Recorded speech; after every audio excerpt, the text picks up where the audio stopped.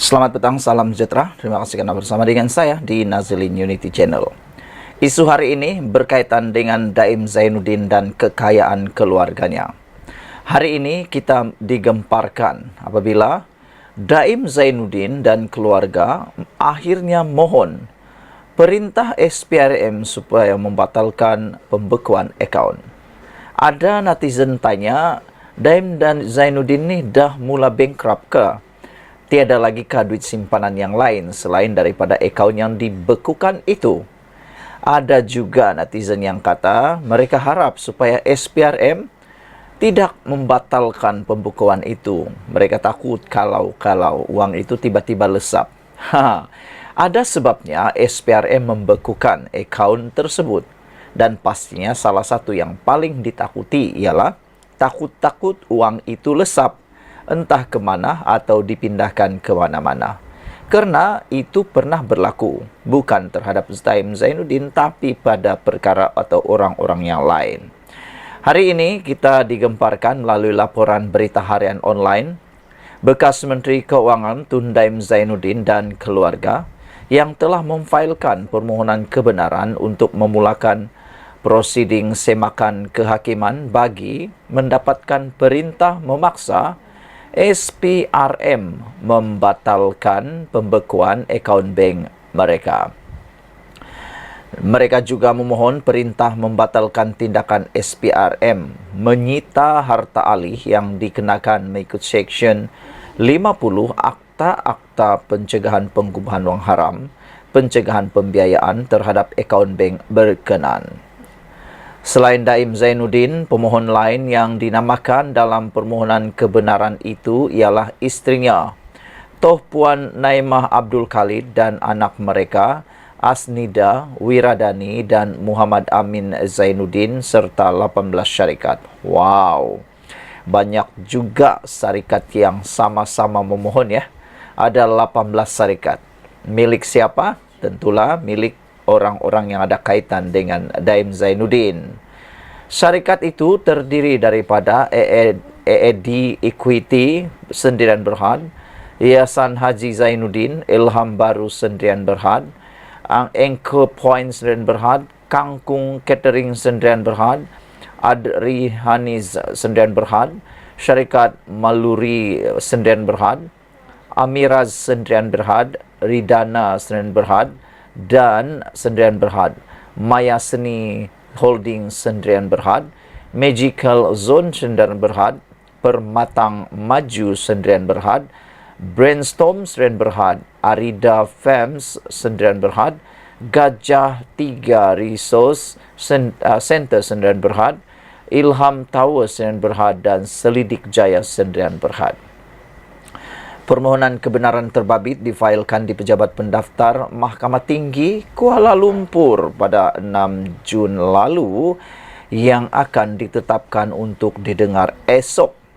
Semua pemohon menamakan penolong penguasa sektor sasaran operasi bahagian pengubahan wang haram dan pelucutan harta SPRM Haris Fadila Sukaimi, Pengarah Bahagian Pencegahan Pengubahan Wang Haram SPRM, Muhammad Zamri Zainul Abidin, Pesuruh Jaya, Ketua Pesuruh Jaya SPRM Tan Sri Azam Baki, SPRM, Perdana Menteri Datuk Seri Anwar Ibrahim dan Kerajaan Malaysia sebagai responden. Mereka juga memohon pengisytiharan bahawa tindakan penyitaan harta alih yang dikenakan SPRM mengikut Seksyen 50 Akta Amlas FT dan semua tindakan serta keputusan diambil responden pertama hingga keempat adalah tidak sah dan terbatal. Ia adalah kerana menurut pemohon, ia melanggar hak perlembagaan mereka, menyalahi undang-undang, tidak rasional, tidak mengikut tata cara, tidak dibuat dengan suci hati, berniat jahat dan satu penyalahgunaan proses undang-undang serta kuasa oleh responden pertama hingga keempat. Turut dipohon ialah perintah supaya ganti rugi dan kos untuk ditaksirkan menurut Seksyen 44 dalam kurungan 6 Akta Amla CFT. Ganti rugi am dan teladan, kos serta perintah lain yang difikirkan wajar oleh mahkamah. Sementara itu, Naimah melalui afidavit sokongan bagi menyokong permohonan itu berkata, mereka sekeluarga terjejas berikutan tindakan SPRM menyita akaun terbabit. Beliau berkata keputusan dan tindakan itu disengajakan untuk menyasar beliau dan keluarganya dengan mendakwa mereka keluarga korup dan membuat kekayaan dengan cara yang salah di sisi undang-undang. Katanya, beliau dinasihati oleh peguam dan percaya bahawa segala keputusan serta tindakan SPRM adalah bagi tujuan sampingan politik semata-mata. Naimah menegaskan sehingga hari ini mereka tidak didakwa di mahkamah atas kesalahan berkaitan Akta AMLA CFT. Sekian dulu untuk kali ini. Jangan lupa tinggalkan komen anda. Tekan butang subscribe. Malaysia kita punya. Kita jaga sama-sama. Cintai Malaysiaku. Bye-bye. Salam sejahtera. Rupa-rupanya ini sebabnya penyasaran subsidi diesel perlu dilakukan. Anwar akhirnya buka mulut, buka cerita. Penyasaran subsidi diesel perlu dilakukan demi menyelamatkan negara, kata Anwar. Pada pendapat saya, tentulah ini adalah betul. Kerana anda tahu, isu berkaitan penyasaran subsidi diesel ini bukanlah isu yang popular. Sebagai seorang Perdana Menteri, kalau betullah Anwar Ibrahim ini mementingkan diri, kalau betullah beliau hanya mementingkan undi dan jawatan, beliau pasti tidak akan melakukan penyasaran diesel ini. Kerana ini bukan isu popular.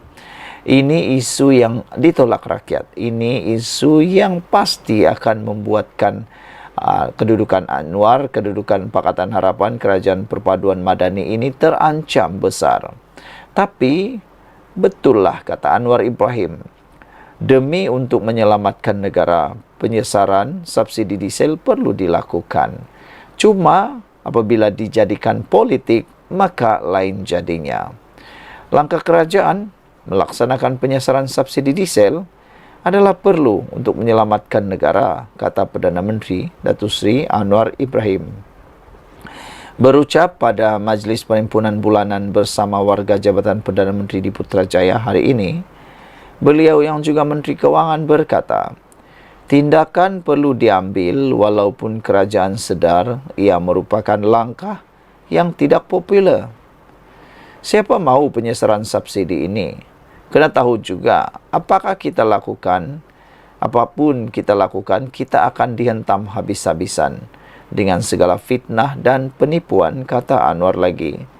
Padahal kita beritahu penyasaran subsidi ini, semua Perdana Menteri sebelum itu telah setuju, cuma tidak ada tekad politik melaksanakan kerana risikonya ada.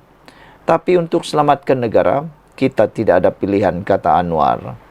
Semalam, kerajaan mengumumkan harga diesel di semua stesen runcit Semenanjung ditetapkan pada kadar RM3.35 bagi setiap liter, iaitu harga pasaran tanpa subsidi bermula 21 tengah malam tadi.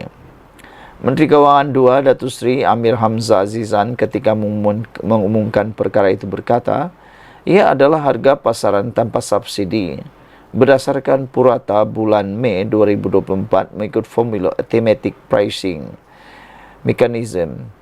Beliau berkata, dengan penetapan harga dan pelaksanaan subsidi diesel secara bersasar, ia dapat memberikan penjimatan RM4 bilion setahun.